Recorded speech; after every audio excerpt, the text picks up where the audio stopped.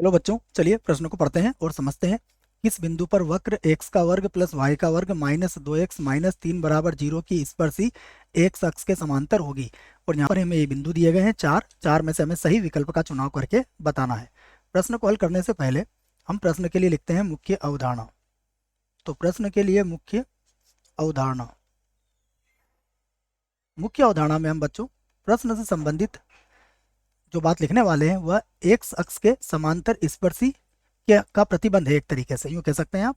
देखिए, तो हम इस बात को कहेंगे कि यदि हमारी स्पर्शी क्या है, एक्स अक्ष के समांतर है।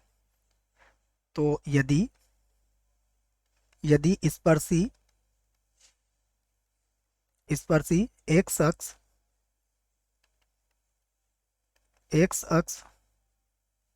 के समांतर है,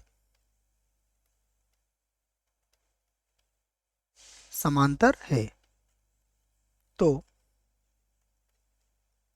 प्रवणता, जो स्पर्शी की प्रवणता होगी, प्रवणता शून्य होगी।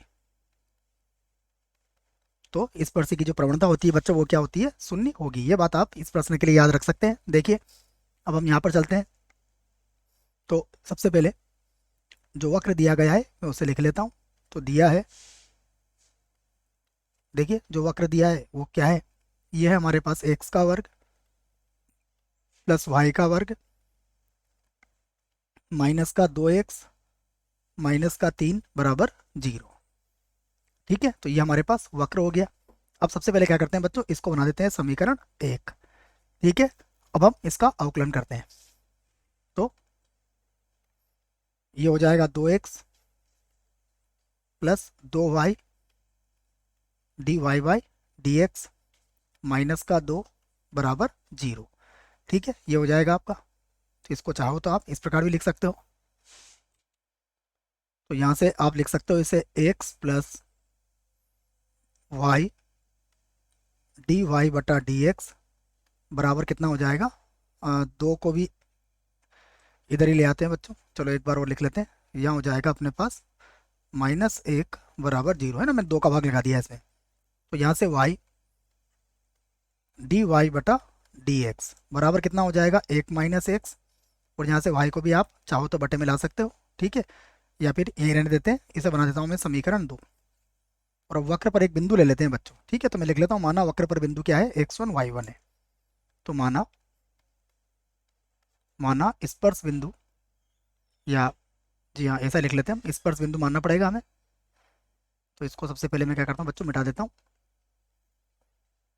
और देखिए हमसे क्या पूछा गया है, एक बार देख लेते हैं। और हमसे कहा गया कि स्पर्शी एक अक्ष के समांतर होना चाहिए बच्चों। ठीक है, तो मैं बिंदु ले लेता हूँ x1 y1। मैं लिख देता हूँ, माना स्पर्श बिंदु क्या है, x1 y1 है। तब तब देखिए सबसे पहले तो ये इसको संतुष्ट करेगा वक्र को। तो ये हो जाएगा x1 का वक्र, x1 का वर्ग प्लस y1 का वर्ग माइनस का 2x1 माइनस का 3 बराबर 0। इसे हम समीकरण 3 बना देते हैं। और उसके बाद इस बात को भी हम कहेंगे कि dy बटा dx किस पर, x1 y1 पर। देखिए ये किसके बराबर हो जाएगा, 1 माइनस x1, और बटे में कितना आ जाएगा बच्चों, यदि मैं इस y को बटे में लाता हूँ तो बटे में आ जाएगा y1।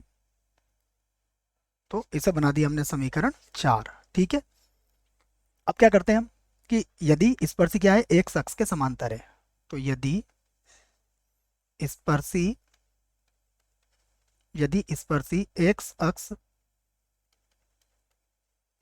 अक्ष के समांतर है,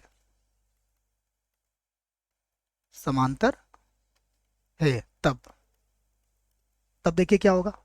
तब हम कहेंगे कि dy बटा dx किस पर, x1 y1 पर किसके बराबर होगा, 0 के बराबर होगा।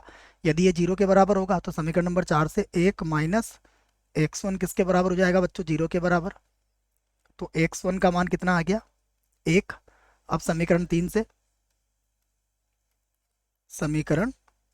3 से, देखिए x1 का मान कितना रख लीजिए आप, 1 रख लीजिए, तो ये हो जाएगा 1 का वर्ग 1 प्लस हो जाएगा y1 का वर्ग माइनस ये हो जाएगा 2 और माइनस का है यहाँ पर 3 और बराबर कितना है 0।